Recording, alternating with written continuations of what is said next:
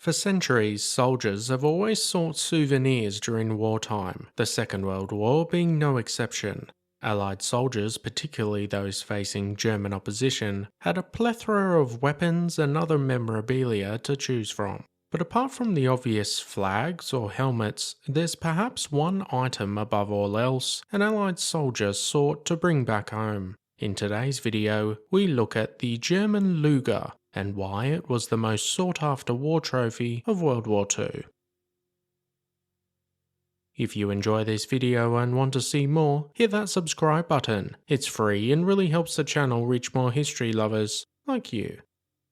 For the Allied troops in Europe, war trophies came in all shapes and sizes. The advanced German engineering meant that weapons in particular became a sought-after souvenir. Initially in the war, for the US troops, sending items back home was a fairly simple affair. Most items could be sent back through the mail. This included firearms from pistols right up to heavy machine guns such as the MG42. But soon enough the government put a stop to that and brought in capture papers. This was a requirement for a soldier to obtain permission from his commanding officer to send a particular item, such as a rifle, back home. The British, on the other hand, were even more restrictive with weapons being sent back, probably due to their gun control laws. But while capture papers were hit and miss when it came to restricting troops sending items home, the most sought-after souvenir was definitely the German Luger.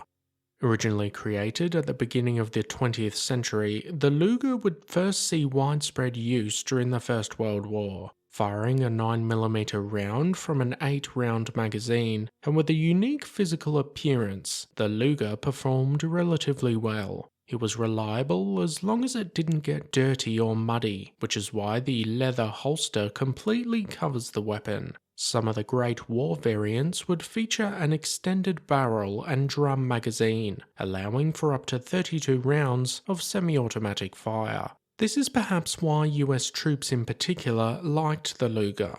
Following the First World War, pop culture certainly romanticised this pistol, and because of its appearance, GIs would instantly recognise it on the battlefield. The vast majority of these firearms were carried by German senior NCOs or officers. For the Americans, they were used to the Colt 1911, certainly a fine firearm which served its users very well. But one of the great appeals of the Luger is its unique appearance. The toggle lock action, which feeds the next round into place, was certainly different to the 1911. For the British, too, who widely used revolvers as sidearms, it was simply something different. Capturing a Luger could almost be a status symbol for a soldier amongst his comrades. It could also hold decent monetary or even trade value in a time when these men were seeking creature comforts. Even for a soldier who perhaps didn't collect souvenirs, there were enough men on the hunt for one that would allow him to collect it and pass it on for a profit. Many soldiers also wanted something to remember their time, and what better item that was instantly recognisable as being German than a Luger?